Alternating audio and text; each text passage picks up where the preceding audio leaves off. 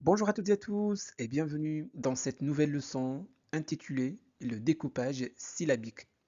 Alors, sans plus attendre, passons tout de suite à l'action. Pour commencer, qu'est-ce qu'une syllabe? Une syllabe est un groupe de lettres que l'on prononce en une seule émission de voix et dont la voyelle est le noyau central. Elle peut se composer d'une ou deux voyelles ou d'une voyelle et une ou plusieurs consonnes. Donc ce que vous devez retenir, c'est qu'une syllabe est un groupe de sons que l'on prononce en une seule émission de voix. Dans chaque syllabe, il y a toujours au moins une voyelle. Maintenant que vous savez ce qui est une syllabe, je vais vous montrer quelques règles simples pour découper n'importe quel mot facilement. Règle générale. Une consonne placée entre deux voyelles introduit une nouvelle syllabe.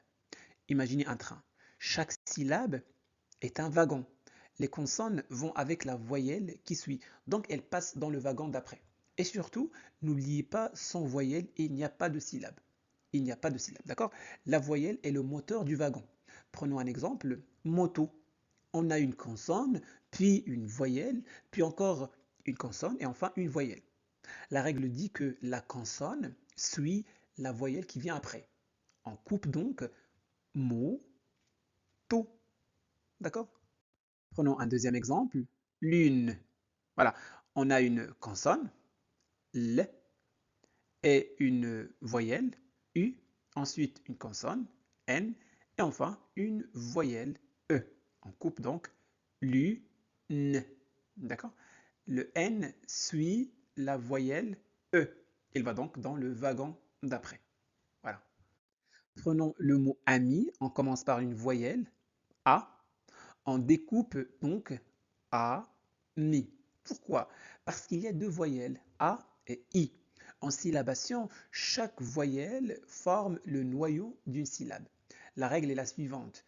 Une consonne placée entre deux voyelles se rattache à la voyelle qui suit. Donc ici, le A forme une syllabe à lui seul, le M se rattache à la voyelle suivante, I, ce qui donne mi. D'accord? On peut imaginer que chaque voyelle est un moteur qui démarre une syllabe et que les consonnes viennent s'y accrocher. D'accord? Prenons le mot vélo. Le mot vélo commence par la consonne V. On découpe donc vélo. Il y a deux voyelles dans le mot vélo, E et O. D'accord? Et chaque voyelle constitue le cœur d'une syllabe. D'accord? Parfait. La première syllabe est formée par V et la deuxième par L, O. Vous voyez, la voyelle, c'est le moteur d'une syllabe. Sans voyelle, il n'y a pas de syllabe. Et maintenant, que se passe-t-il quand deux consonnes se suivent? Dans ce cas-là, on coupe entre les deux. Prenons quelques exemples. Prenons le mot marteau. Alors, le R et le T se retrouvent l'un à côté de l'autre. La règle est simple.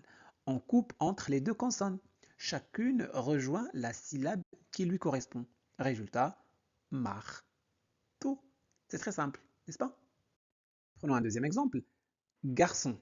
Ici, les consonnes R et C se retrouvent côte à côte. La règle est simple. On coupe entre les deux consonnes et chacune rejoint la syllabe qui suit. Résultat, garçon. D'accord? Prenons le mot argent. Ici, les consonnes R et G se retrouvent l'une à côté de l'autre. La règle est simple. On coupe entre les deux consonnes. Résultat, argent. C'est bon? Parfait. Prenons le mot balle. Comme vous pouvez le voir, ce mot contient deux consonnes identiques. Dans ce cas-là, la règle reste la même que celle que nous venons de voir. La césure se fait entre les deux consonnes. Résultat, ba, l, ba, l. Prenons un autre exemple. Pomme. Pomme, ce mot contient deux consonnes identiques. Ici encore, la règle reste la même. La césure se fait entre les deux consonnes. D'accord? Résultat, pomme. Très bien. Et maintenant, que se passe-t-il si trois consonnes se suivent dans un mot? Lorsque trois consonnes se suivent, la coupure doit s'effectuer après la deuxième, sauf si on a deux consonnes identiques. Prenons quelques exemples. Prenons le mot denté. Alors, le mot denté, ici nous avons trois consonnes qui se suivent. M, P et T. D'accord? La règle est simple. La césure se fait après la deuxième consonne. Résultat, dans T. Voilà. Prenons le mot transpirer. Ici, nous avons trois consonnes qui se suivent. N, S et P. La règle est simple. La césure se fait après la deuxième consonne. 1, 2. Ici. Résultat, transpirer. D'accord? Transpirer. Voilà. Prenons un dernier exemple, le mot accroche. Dans ce mot, nous avons deux consonnes identiques au début. Double C. Ici, la règle change. La césure se fait après la première consonne identique. Résultat, accroche. D'accord? Mais attention, il existe des exceptions. Parfois, deux consonnes se mettent ensemble pour former un nouveau son. On appelle cela des digrammes. Dans ce cas-là, il est interdit de couper au milieu. C'est le cas du CH par exemple. Dans ce qui suit, nous allons voir ces digrammes et apprendre à les reconnaître. C'est bon? Parfait. Le cas des digrammes CH, PH, GN, TH. Prenons le digramme ch, CH, comme dans chapeau. Ces deux lettres forment un son unique, le son ch. Si on les séparait, le son disparaîtrait. Voilà, donc on les garde toujours ensemble dans la même syllabe. Chapeau, chapeau. D'accord? Prenons le mot téléphone. Les lettres PH forment un son unique.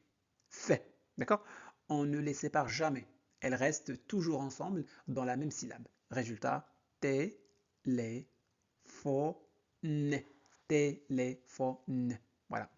Prenons un dernier exemple, le mot montagne. Montagne, les lettres G et N forment un seul son, nier, comme dans agneau. On ne coupe jamais entre le G et le N. Elles restent toujours ensemble dans la même syllabe. Résultat, montagne. Montagne. Voilà. On a vu que quand deux consonnes se suivent, elles se bagarrent souvent et on doit les séparer. Mais attention, il existe une petite bande de consonnes qui font exception. Ce sont les meilleurs amis du L et du R. Quand une consonne rencontre un L ou un R, elles ne se disputent pas. Elles fusionnent. Elles deviennent si fluides qu'on ne peut plus les couper. On appelle ça des groupes consonantiques et ils restent toujours ensemble dans le même wagon. Prenons quelques exemples. Regardez le mot tableau. Dans ce mot, nous avons le groupe consonantique BL. D'accord? Ces deux lettres sont comme soudées par un aimant. Elles sont inséparables, on ne peut pas les couper. Voilà. Donc, on coupe juste avant le bloc BL, ce qui nous donne tableau. Voilà, tableau. Regardons le mot sucre. Ici, nous rencontrons le groupe consonantique CR. Voilà. Est-ce qu'on sépare le C du R? Surtout pas. Ils sont inséparables. Voilà, donc sucre, sucre. Passons maintenant à un cas très particulier, les sons comme OU, O, OUA, AN, etc.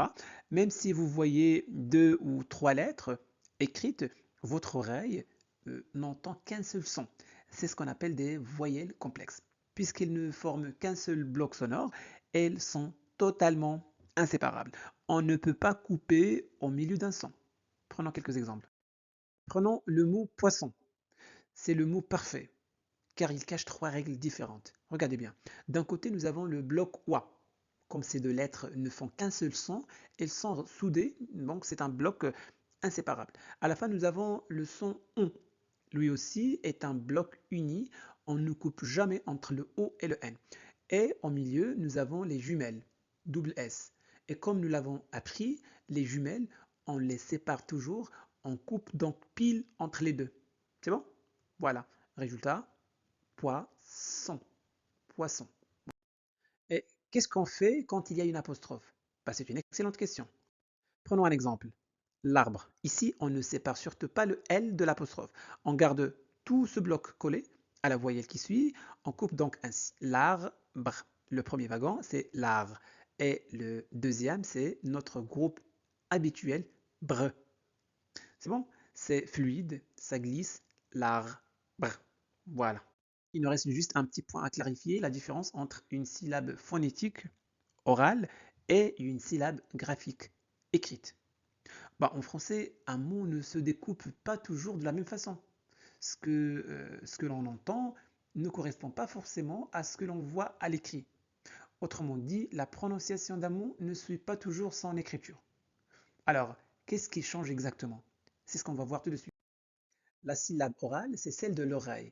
C'est ce que vous entendez quand vous parlez. Par exemple, si vous dites le mot table, vous entendez un seul bloc, table. On a l'impression qu'il n'y a qu'une seule syllabe, parce que le E final est muet. La syllabe écrite, elle, dépend de l'œil. Ici, on suit une règle simple. Chaque syllabe doit contenir quoi? Une voyelle. Du coup, même si on ne l'entend pas, le E final compte. On découpe donc table. Ensuite, prenons le mot petite à l'oral, on prononce petite. Voilà, donc le E final est muet, donc la prononciation simplifie un peu le mot. Donc petit. À l'écrit, toutes les voyelles comptent. On découpe donc petite, trois syllabes à l'écrit contre deux syllabes à l'oral. Prenons le mot vase. Bon, le mot vase, on entend vase, une seule syllabe. Le E final ne se prononce pas, donc l'oreille capte un seul son.